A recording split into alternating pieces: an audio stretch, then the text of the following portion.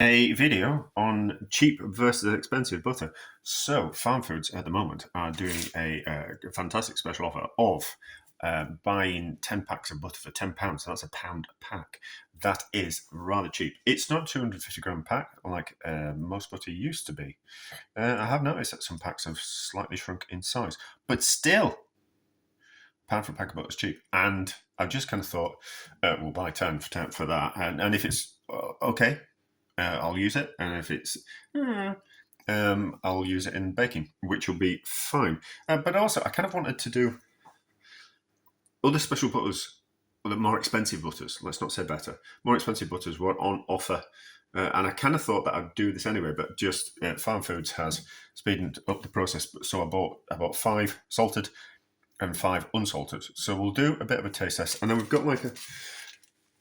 So it's already an open pack. I'm not going to open that pack because we're going to have to open all these packs anyway. So I've already got this half open pack anyway. So we'll do the same, just the Sainsbury's bog standard salted butter. It's not that salty. My dad was always a fan of sometimes buying really cheap butter that was overly salty. So that's more akin to a Lurpak. Not a bad price, but if you get it on special offer. And I thought what we'll do is we'll do it cold, so these are straight out of the fridge, and then we'll do at room temperature. So when I've been out and come home, and these got to room temperature, we'll give them another taste. So I'm not really a fan of unsalted butter, but it'll just be a good idea to do a bit of a taste test, because sometimes I think that some butters in the past I've found them extremely salty. And I think that was probably a way of masking them not particularly being very nice. So let's start with cheap butter and then work our way up. So just I'm not going to put it on anything. I'm just going to eat it and see what I think.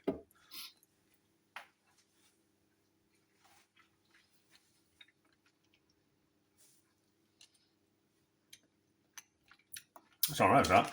It's smooth. It's not too salty. Got a little bit of a greasy aftertaste. I don't know what that. We'll see. I don't normally eat butter like that, but we'll see afterwards if the other butters have got a little bit of a greasy aftertaste. It should be 100%. Will it be 80%? Yeah, 80% fat minimum, which all butter is, because there's like milk whey, or milk whatever in it. So it's not a solid. Butter isn't a solid fat, even though you kind of go, no, but that's solid. I can feel that that's solid. That's not solid fat. Lard is a solid fat because lard is 100% fat, where these are only 80% fat.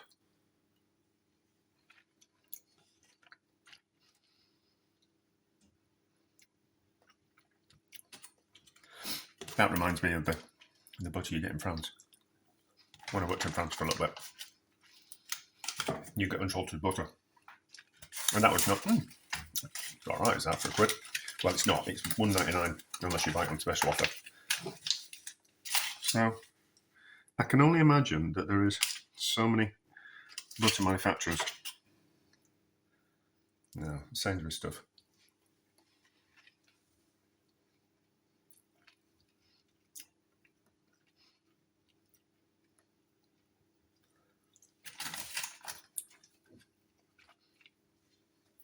See, I like that.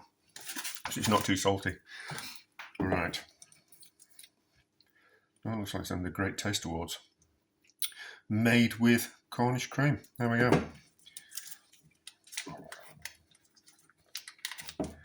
What does this one taste like? I can't remember what this retailed at, but it was on special offer in the Sainsbury's Nectar app, or the shopping app. And I just kind of thought, I'll just give that a go. Can be a bit bougie now and again, can't we? How does this taste?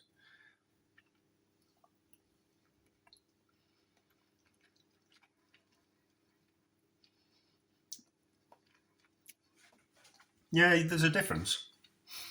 There's a difference. It tastes more buttery. So there is a difference. And it's not overly salty. That's pretty nice butter, isn't it? I would. Would you notice in your baking? Probably not. Probably not. So this should be. It gives the impression of being French butter, doesn't it? But is it? I don't know. I don't know. This should be. Well, it's a premium one, so it should be. I have eaten some really expensive butters. I worked in a fancy hotel, and everything was expensive. Everything.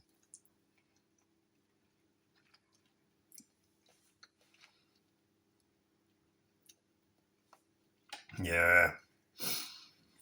That's particularly good, is that one? That was, yeah.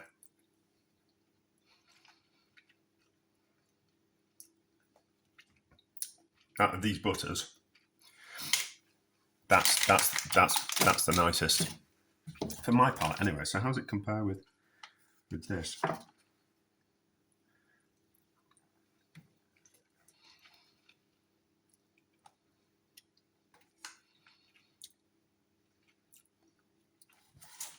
I still think that one's better.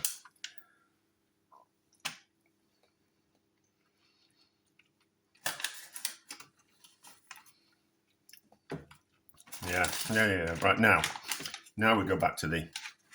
It's only cheap because it was on special offer. But I suppose if you're a supermarket and you're going to put your name on something, it's got to be up to a fair level of quality. It's like a house wine.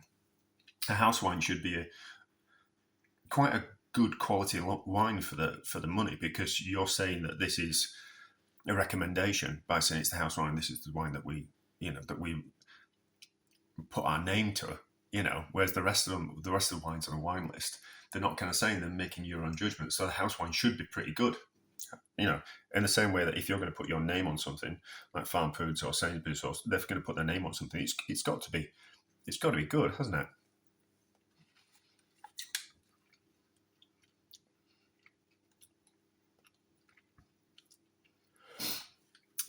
That just tastes nicer.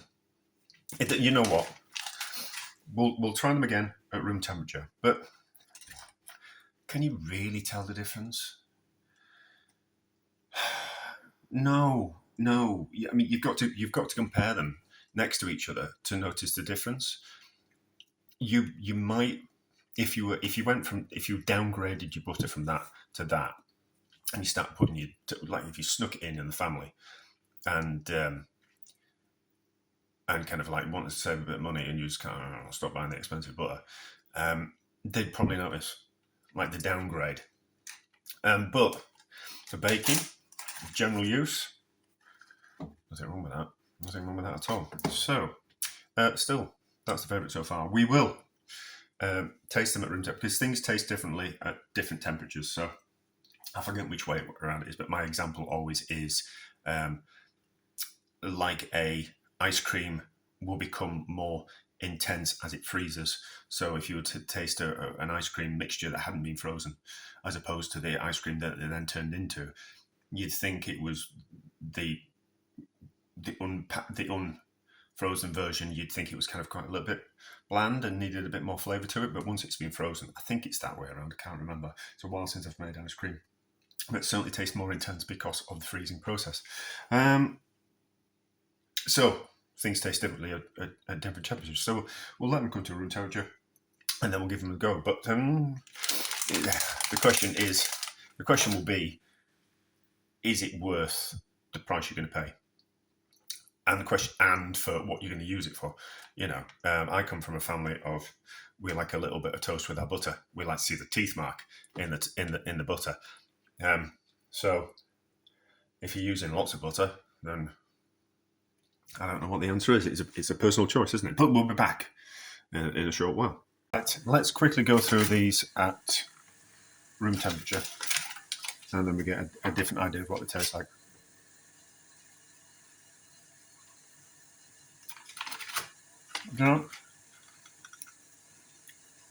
It's a little bit too salty for me, but it's fine and it's smooth.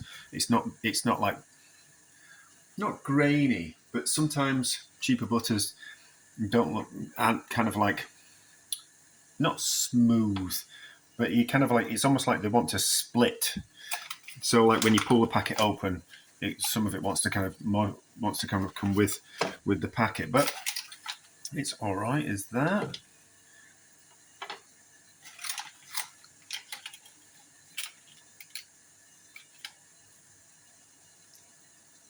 I'd go with the salted. I'd go with the salted, and it probably tastes better because of the salt in that. Um, I'm not one. Lots of people kind of say that you should use unsalted butter in baking and then add the salt that you want to it. I don't. I just use salted butter, and then don't put any extra salt in. So Sainsbury's own.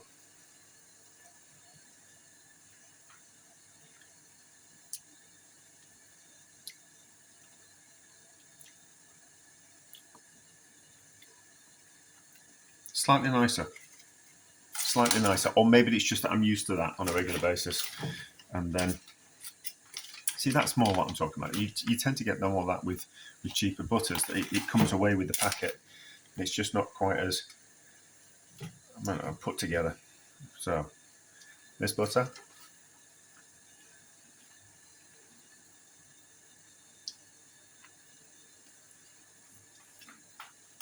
There's not much in it. There's not much in it. I wouldn't be able to tell the difference. But my palate's not that sophisticated, to be honest. And then,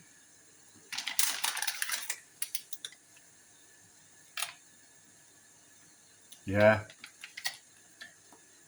still the winner. Still the winner. So, make your own conclusions to the budget that you've got. I'm going to use that in baking, and if I've got no other, and I'll probably use it on my toast as well. But I'm not that faddy when it comes to food. Would I treat myself if I was trying to impress people? If I had guests over, I might buy some better quality butter. But to be honest, I make my own bread. So when you put something like that on the table, it's got that nice, lovely split. All right, okay. So I made 2 loaves, right? One didn't, and one did. So, but if you put that on the table and served people that when they came round, or made them a sandwich out of that and put cheap butter on it, they'd think it was amazing. You wouldn't need the expensive butter, but in baking, you're not really going to be able to tell. I don't think there'll be a difference in the amount that a cake rose. There's a huge price difference. That'll be bumping £3. I would have thought. I can't remember. It was on special offer, so it was cheaper. But that'll be bumping £3 to buy that, probably even more. And you can go buy 10 blocks of that, and then £1 a block. It freezes, so you kind of think to get that bargain, you've got to buy 10 blocks. You haven't got your space in the fridge to keep it. You probably don't eat enough butter to eat it by the time it's gone out of date. Stick it in the freezer. Keep 2 blocks out, and then every time you've gone through a block, take another block out of the freezer and put it in the fridge, and then use that in rotation. But there you go. Cheap versus expensive butter. Success? Yeah, we found out something interesting, didn't we?